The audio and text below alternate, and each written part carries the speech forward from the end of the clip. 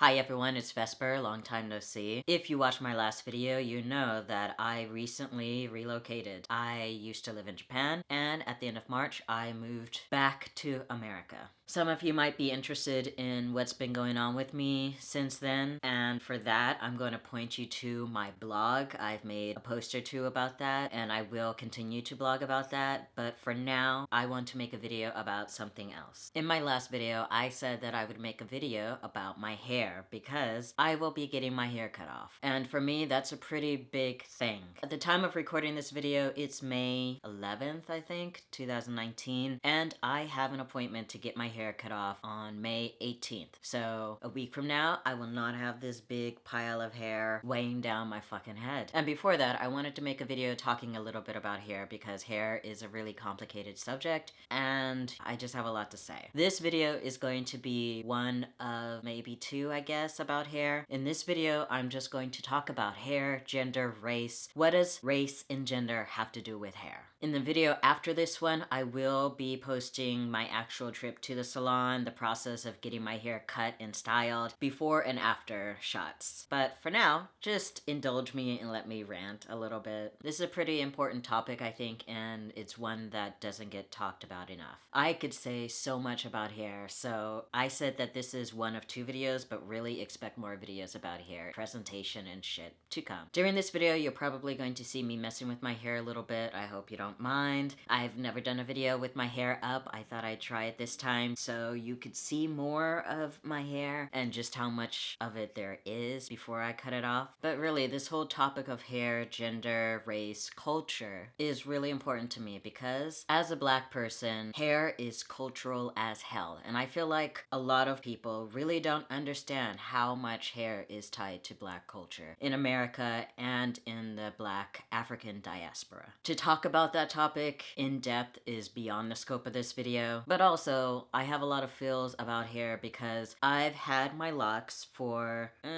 going on 11 years now. I started my locks in July of 2008, and I have been maintaining my hair myself for 11 years. So there's a lot of sentimental value in my hair on top of cultural meaning and gender, race in general, and a million other things that I hope to touch upon in this video. Least of all, gender feels regarding, me not being male or female, being maverick or non-binary. Also, just to throw it out there, I do want to hear other people's experiences with hair, gender, and race, so please feel free to share that in the comments. So, hair. What does race or gender have to do with that? There are any number of angles that I could approach this topic from. Race and gender shouldn't be as connected to or involved in hair as they are for me, for you, or for anyone else. But that's not the reality of the world that we live in. I could go into a rant about the social construction of race and gender, but I've already done that. Please check out that video, which will show up in the cards. And yeah, if you don't agree with me on that, fine, whatever. Suspend your disagreement and still keep watching, please. But I do go into that topic more in depth, or my feelings on that topic rather, in a previous video. Regardless of how you feel about the social construction of gender or race, it is a fact that society and social constructions of various things are what tie a lot of our lives together. People infer a person's gender based on their appearance just as surely as they base that on a person's name and on a person's race. And the same is true about a person's hair, which is obviously a part of a person's appearance. Especially when it comes to blackness and even among black people ourselves. Let the truth be told that the amount of kink in a person's hair, things are inferred from that just as surely as the amount of melanin in a person's skin. Just as surely as colorism is a thing, a person's natural hair, the state of that is also a thing that people are judged on. Put another way, I would not have the same number of people, astonishing number of people, commenting on my hair if it were straight. Even if it were straight, if it were matted into something that resembled my hair right now, I still wouldn't have the same number of people talking about it, touching it, etc. And it's not just a matter of whether my hair is straight or kinky, nappy, what have you. It's also a matter of gender that people are filling up my hair as much as they do. Because I guarantee you, and I will reiterate this again, I'll come back to this topic, if I were being perceived as a black man, there would be much fewer people filling up my fucking hair. It's because I'm viewed as being a black woman, black race, a woman, gender, that people touch my hair as much as they do. Or make the comments that they do on my hair. But wait a minute, let's back up. You might be thinking, but Vesper, what about hairstyle, actual hairstyle, and unisex, so-called unisex hairstyle? Some people consider locks to be a unisex hairstyle, and I tried to tell myself for a long time that my hair was unisex in style, so that I would be more okay with the length and style of my own hair. However, as I mentioned years and years ago in my video about names, what's considered unisex, what's considered male, what's considered female, it's all relative. It's all subjective. It depends on culture, it depends on region, it depends on race and perceived gender. Or rather, what people assume you're assigned sex at birth, gender at birth to be. And as I said before, hair is very much cultural. So is the concept of gender itself. And a lot of people don't know this, but when it comes to black locks, there are lots of different types of locks. And when it comes to my type of locks, even if I did consider my hairstyle to be unisex, that doesn't mean that the next person is going to. And the chances are very high that whether that person is black or not, they will view this hair as being on the feminine side, not unisex. But again, that's subjective. No matter how I style my hair, be it locked or not, the fact of the matter is that people will do their damnedest to place you into one of two gender boxes that exist in their head. And there will almost always be only two, which means no matter how they perceive me, they are gonna get it wrong because I am neither male nor female. And race will always be involved in that misgendering because race will always be involved inherently when someone is making assumptions based on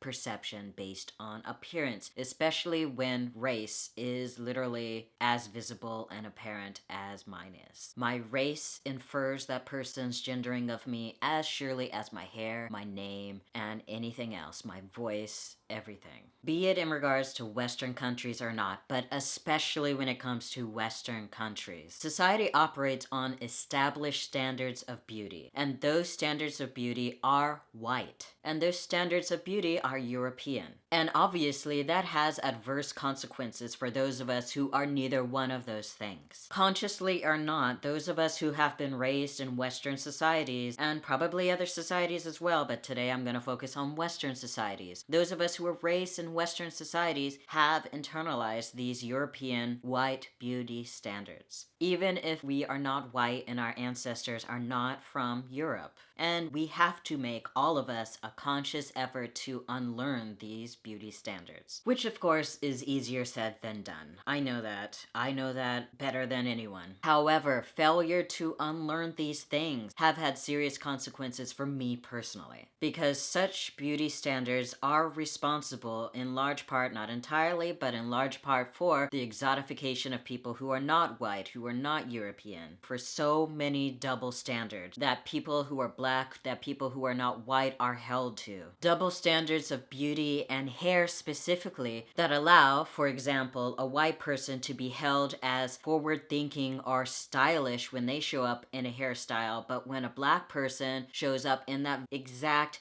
same hairstyle to the workplace, they lose their job. Such beauty standards are why there is the assumption that if you're black and you have straight hair, you're wearing a wig, whatever, you are conforming to the status quo. Or vice versa, if you have natural, kinky, nappy hair, then you are rebellious. There's also beauty standards and assumptions, societal norms when it comes to makeup, and why makeup is seen as being inherently femme, or having hairy legs, for example, is seen as being inherently masc when they're fucking natural. The hair grows on your fucking legs regardless of your gender. But society has made hairy legs about gender. To give a more concrete example of the effects, the unconscious effects of race, gender, and the double standard that is beauty. Beauty as seen through a Eurocentric white lens. Take, for example, Asians. This is a gross overgeneralization, but it is an overgeneralization that is sadly true. When viewed through Eurocentric white beauty standards, a lot of people look at Asians and see them as being inherently more feminine. Regardless of the person's actual gender, regardless of whether they're trans or gender nonconforming, Asians are often seen as being more feminine than, for example, a white male with the same appearance, same haircut, same whatever. For example, if you happen to be a fan of Japanese or Korean pop music, how many times have you shown someone who is not a member of that fan base a picture of your favorite artist, singer who is a guy, but the person misgenders them as a female because they take one look at the picture and assume that that guy is a girl, just because to them, based on those experiences that are inherently founded upon whiteness and Eurocentrism, they assume that that person is a girl. Vice versa, similarly, black people, when seen through the same lens, are often seen as being inherently more masculine than their white counterparts.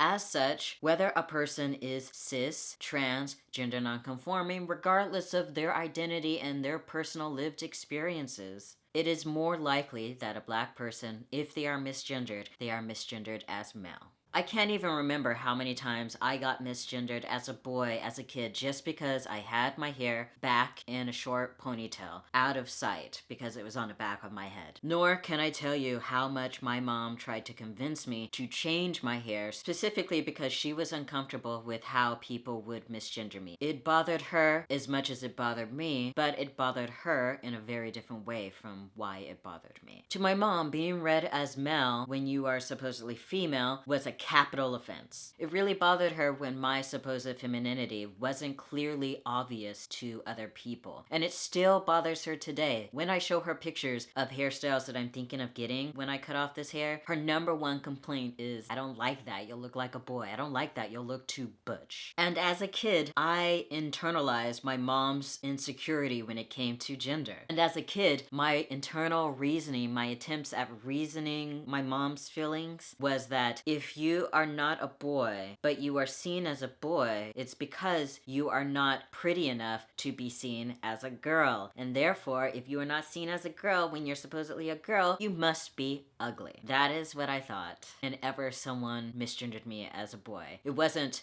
I don't want to be seen as a boy, I'm not a boy. It was, wow, I must really be ugly than if you think I'm a boy. Which, as an adult, I see how fucked up that is because boys aren't inherently ugly, but it was specifically that I wasn't a boy. So to be seen as one, to be seen as something that you are not, means that you're ugly. So yeah, growing up thinking that your mom thinks you're ugly, thinking that other people think you're ugly, on top of all the other bodily appearance, etc. stuff that I had going on, my childhood was real fun. But as an adult, I can't help but notice a stark difference between how I am perceived, how I am treated when I have this long hair versus when I have shorter hair. When I have straightened hair versus when I have natural, kinky, nappy hair. The difference in how I am treated is literally night and day, both in Japan, in Australia, and in America. Even in Japan, I've had people cross the street. I've been followed around in a store, stared at by the person behind the cash register when my hair was short